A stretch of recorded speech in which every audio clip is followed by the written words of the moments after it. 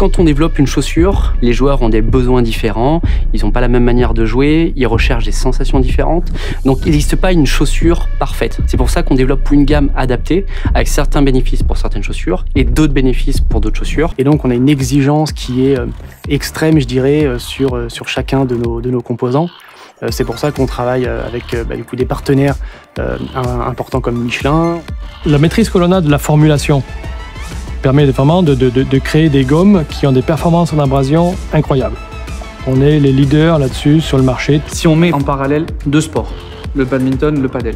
Le padel, vous êtes sur une moquette avec donc du gazon synthétique, du sable. La sculpture qui a été faite pour le padel est vraiment spécifique à ça. C'est un mélange de picots et de chevrons qui permettent à la fois le débourrage du sable et l'accroche de toutes les petites fibres du terrain.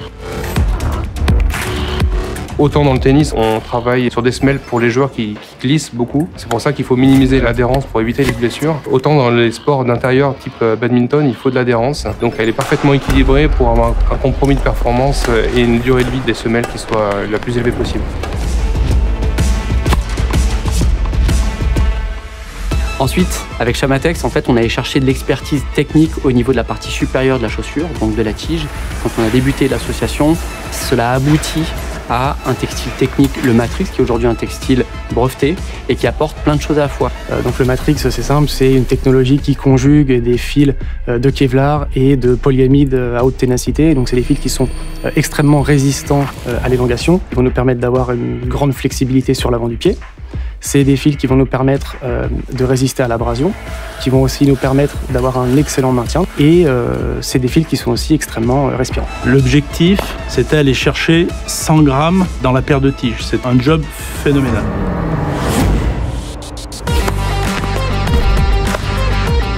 L'étape suivante, ça va être les tests, où là, on va venir confronter le produit avec l'utilisateur.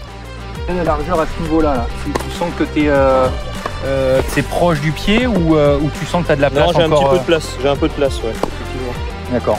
Dernier type de test, qui est des tests avec un public un petit peu particulier, qui est le joueur pro. On a travaillé pas mal avec toute l'équipe Babolat pour essayer justement d'avoir une chaussure qui serre un peu plus le pied et qui à la fois n'était pas trop dure. Donc c'est vrai qu'on a recherché aussi beaucoup de souplesse dans la chaussure et une chaussure qui est très résistante.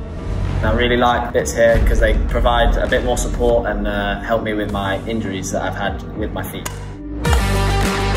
Le test d'adoption avec le joueur pro, il va nous permettre de solliciter la chaussure en conditions extrêmes, puisqu'en général, le joueur pro, il a une manière de solliciter la chaussure qui est beaucoup plus sévère, qui est beaucoup plus intense qu'un joueur de club. Et donc, ça nous permet de vérifier qu'en conditions extrêmes, la chaussure, elle répond aux attentes du joueur pro.